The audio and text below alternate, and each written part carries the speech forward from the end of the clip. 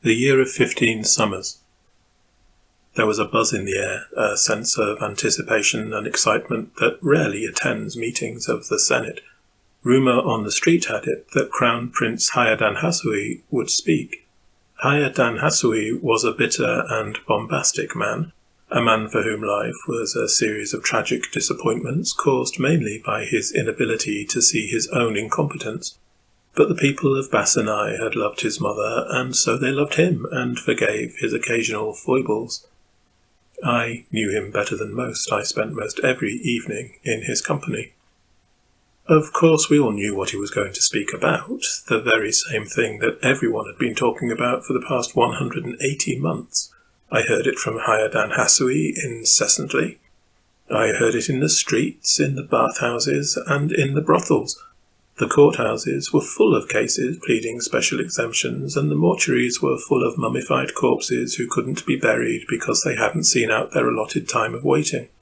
In the temples and halls of mystery, the people wailed and cried, "When will this year end?" It was a long year. In Bassanai, you see, a year is not dictated by the passage of the sun or by the number of moons or days that have passed. In Bassanai, a year can only end when the prophecies ascribed to it in the great book of the years have been fulfilled and the hierophant of the temple of the book has turned green. This year there was one prophecy that had yet to come to pass, and the hierophant of the book was still stubbornly blue. Crown Prince Hayat Hasui was coming to speak in the Senate because he was upset, and he had a lot to be upset about, to be fair. Tradition, law, and the will of the gods dictated that he must wait a full year from the date of the death of his mother, the glorious Empress Hayat before he could rise to the imperial throne. Well, Hayat Hasui had waited, and waited, and waited some more. How he had waited! He had waited his youth away, and still this interminable year showed no sign of ending. He had been in his prime when the Empress had entered eternity, a strappingly handsome man of 40 years, tall, well-muscled, golden-haired, and beautiful. His eyes were said to be the most perfect eyes ever seen, and his prowess in all areas was legendary. Well, now his muscles had turned to jelly, his golden hair had thinned and turned lacklustre, and his prowess was drooped by wine. I had first-hand experience of the latter, as he was a regular patron in the inn I owned with my wife, the Peacock and Ewer. I myself had travelled to Bassanai at the behest of my own king, Tudaman of Chana, to attend the coronation and to present my master's fealty to the new emperor and offer him the gifts that had been sent with me: 9 peacock, a cloak made from the fur of the Bandagrumph, and a magical golden ewer of wine that never ran dry. "Take these things to Bassanai," he had commanded, as forcefully as he could for a worm of a man with a pronounced limp and a tendency to wink hopefully at every woman in uniform who passed him. "They are for the exclusive use of the next emperor. May they bring him succour in time of need." Thank the gods for those gifts, that's all I can say. I could not leave, you see, not until I had seen Hayat Hasui crowned and handed him his gifts. Of course, my money had run out after 3 long months, but by then Banthujuna was pregnant and her mother had forced us into marriage.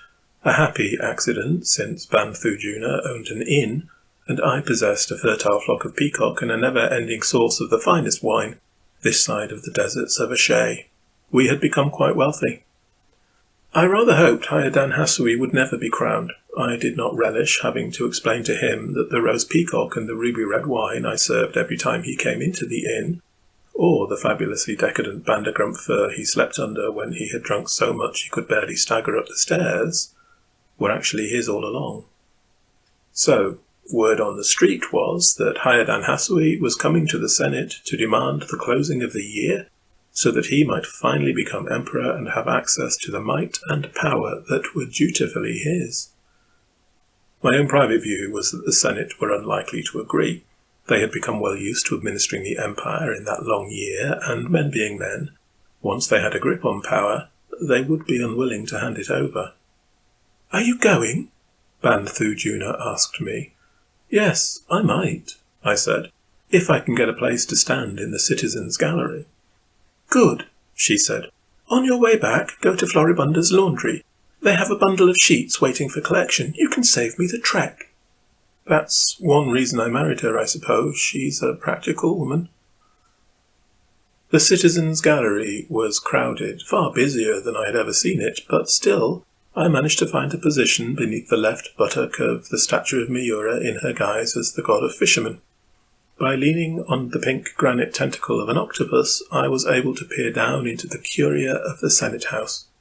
I found myself directly above the bald head of the Hierophant of the book.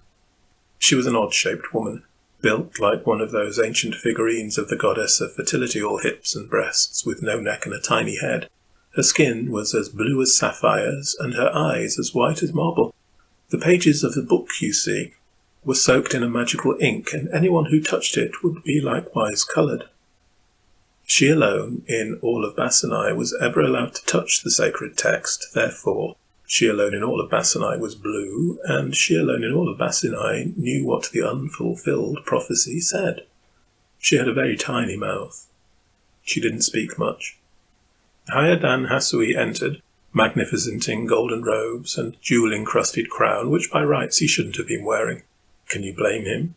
To know that you are rightful emperor, but that your word counts for nothing until a fat old woman turns green. How frustrated he must have been. Sadly, he didn't make much sense. He hadn't made much sense when I'd spoken to him late the previous evening, either. "I'm going, Possumus," he had raged through wafts of wine-scented breath. "I'm going to do it. I'm going to make them tell me what we're waiting for. Do you have any more of that rather delicious wine? Beautiful stuff. A touch more of that peacock, too. That would go down a treat." He had sobered somewhat by the time he came to speak, had found time to return to the palace to change out of his vomit-stained clothes. One thing that had not changed was his anger. He was livid. "According to the stupid traditions of this country, my age should be counted as 41 years, he raged. "In any other country, where universally 12 months comprise the passing of a year, not 1 month more, not 1 month less, I would be 55. You have wasted me, sirs, wasted me. 15 years I've been kept waiting for what? What is this unfulfilled prophecy that keeps our year from turning and our nation trapped? Tell me." "It is the will of the gods. We cannot change it," the Hierophant said in the shrill voice of a little girl. "What does it say? What can possibly hold us in this nothingness of time?" Hayadan Hasui screamed. "The book is secret," she said. "I cannot tell you." "You will tell me." Hayadan Hasui was incandescent with rage, fairly dancing on the spot. The flames, burning in the little oil lamps that hung from the ceiling, reflected off the gilded robe and sparked fires in the diamonds and rubies and emeralds of his crown. It was quite beautiful. "I am your emperor. I demand you tell me," he screamed. But the Hierophant of the book shook her little bald head. "You are not." Her voice was calm and flat, but it kindled his rage to even greater heights. He fairly juddered with fury, so that I could hear the jewels chattering together. His face went red, then blue, then a particularly uncomfortable shade of purple, and little flecks of white spittle began to sputter from his lips. And Hayadan Hasui fell down in a heap on the floor, quite unconscious. "She wouldn't tell me, Possumus," Hayadan Hasui whispered later that evening, as he once again faced a platter of roast peacock and a jug of ruby-red Charnian claret. "It's a disgrace. I ought to have her roasted like one of your birds. In fact, I will, once I'm emperor. I'll roast a lot of them, and their damn book along with them." "Well, I, for one, am thankful," Banthu Juna said in that no-nonsense style of hers as she put another peacock on the table. "I'm sorry for you, Prince, but the longer you remain uncrowned, the longer we can remain in Bassanai. I have no desire to live in Chana. I hear it's a cold, miserable place." "The King of Chana who sent me is dead, Banthu Juna. He cannot recall me," I muttered tersely. "Chana?" the prince asked, confused. "Why would you move to Chana once I am crowned?" Inside, I winced. My wife has a mouth that runs away without thought sometimes. She says what's on the tip of her tongue, and once said there is no calling it back. She would start wars with that tongue, was she in a position to do so. "Because Possumus came from Chana to witness your crowning. Once you're crowned, his own king will summon him home, most likely, she said, neatly flipping the soiled cotton bib from under Hayatan Hasui's chin and replacing it with a fresh one. He has only remained because he does not know from one day until the next if the prophecy will be fulfilled and you will be crowned. Hayatan Hasui fixed me with a penetrating gaze, and I felt cold fingers of apprehension dance across my spine. I shot Banthujuna a look, one of the ones I reserve for moments I was deeply upset with her. She didn't notice. "You came from the King of Chana?" Hayatan Hasui asked. I shrugged. What was there to say? Hayatan Hasui nodded as if understanding. "It is tradition for one king to send gifts to the coronation of another, and from that particular king I would expect great gifts. He is a client king, and he knew my mother well," he murmured. "He must have sent you with gifts." It was certainly true that his mother had visited Chana in her later years. She'd stayed a whole year, a Chaniai year, not a Basanai year. Indeed, there were rumours of a dalliance with some prince, perhaps even the king himself. Quite a scandal given her age, but the stories spoke of a child born and hidden. There are always such rumours. People find romance in them. Being a child who never knew my parents, I just find the sadness of cast-off children. He did, I muttered. I must have gone red as he had in the Curia, but he just nodded again. "And where are they?" he asked. Banthujuna had the decency to blush at that. She favoured me with a sorrowful gaze. "Well, it's a secret that's better out than in," she said firmly. That's another thing about my Banthujuna. She can never say sorry, no matter how disastrous a mistake, and make no mistake, this was a disaster. And so I told the prince of the gifts the King of Chana had sent me with. Fortunately, he laughed. He laughed long and hard, and when finally he stopped laughing, he waved a hand at me and said, "Keep them, keep them. Had you given them to me when you arrived, then I doubt I would have had as much joy of them as I have had eating each night at your table and drinking out of that fabulous magical ewer, and the nights I have slept beneath your roof have been far more comfortable than the ones I've spent in my own bed, perhaps because of the beautiful Bandagrump cloak I have slept beneath." I felt a wave of relief wash over me, and for a moment felt quite light-headed until he spoke again. "But of course there is still a gift to be given," he smiled. "And I have thought of the perfect gift you can give me." "Anything, my friend," I blurted happily. "Anything at all." "Good," Hayatan Hasui grinned. "I want you to break into the Temple of the Book and read the last prophecy of the year, the one that is yet to be fulfilled, and then come and tell me what it is. That way I can ensure that it is fulfilled and secure my coronation as emperor." "Oh," Banthujuna said in a terribly small voice. Myself, I said something a whole lot more rudimentary. And so, the next evening found me hiding in the closet in the antechamber of the Temple of the Book. It was midnight, and an hour past the time that I had heard the great bronze doors slam closed on the last of the pilgrims. I settled in my cupboard and listened as the business of the temple wound down and the slow measure of night descended. Banthujuna had given me a black light, and as I felt the temple fall silent about me, I uncovered the light and exited my hidey hole. This was not a large temple. The book, after all, is no god, and despite its status for the people of Basanai, it is not a thing to be worshipped. Oh, people come and offer it gifts, of course they do. Who doesn't want the prophecy of the coming year to promise increased wealth and health? But I digress. As I say, the temple was not large. A small atrium led into a round vaulted chamber. Doors to either side led to rooms and cells where the priests slept.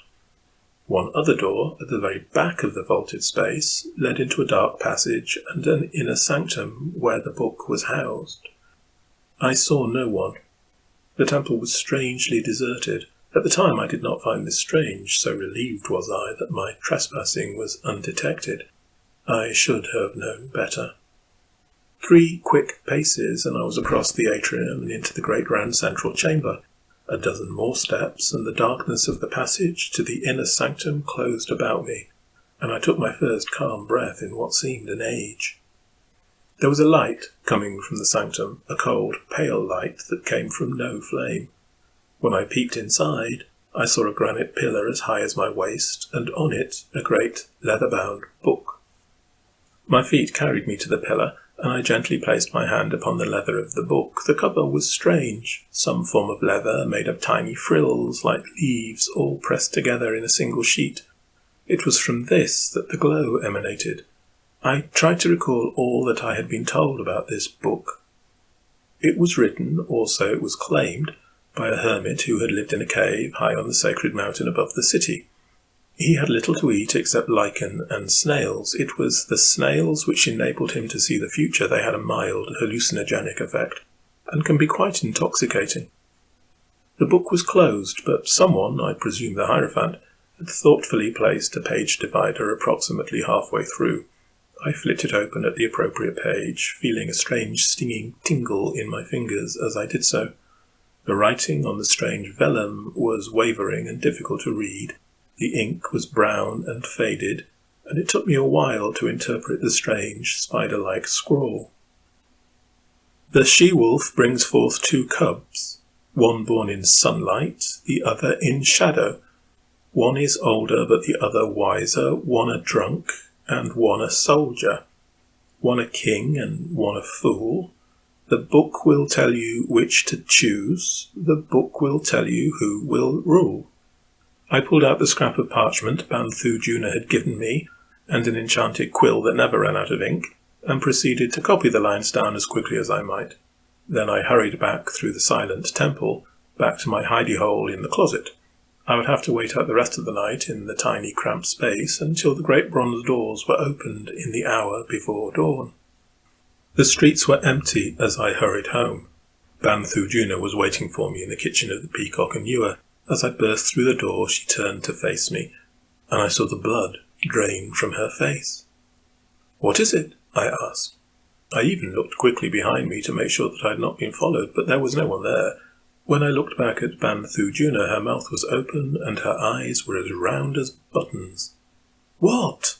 I demanded. She sank heavily into a chair. "You're green," she whispered. "Nonsense," I snapped, rushing over to the press where we kept our best silver plates. I pulled one out and peered into its polished surface. My own tired face peered back. I had not slept well, pressed into the corner of the cupboard and alert to every step and creak of the temple, but Banthu Juna was right. I was green. As green as a pea, as green as a fresh leaf, as green as a parrot. "Banthu Juna," I hissed. "I'm green." I have said my wife is marvellously practical, and she showed it then. Her shock lasted only moments before she was standing in front of me and rubbing at my skin. "It's not rubbing off," she said. "I'll boil some water. You find the soap, the stuff I used to get the unmentionable stains out of the sheets." And she was off to fetch water from the well and set a fire in the hearth. Soap and hot water did nothing but make my skin hurt. Sand did even less. A salve of beetroot, apple and pear just made me smell like a salad. "We might conceal it beneath flour," she mused. That just made me sneeze. Nothing would shift the emerald hue from my skin. "Of course you know what this is," she said at last, admitting defeat. "The pages of the book, they are enchanted. That's why the Hierophant is blue." "But she's supposed to be the one who turns green," I raged. "Only when the last prophecy is fulfilled. Why have I turned green?" "I don't know," she shrugged.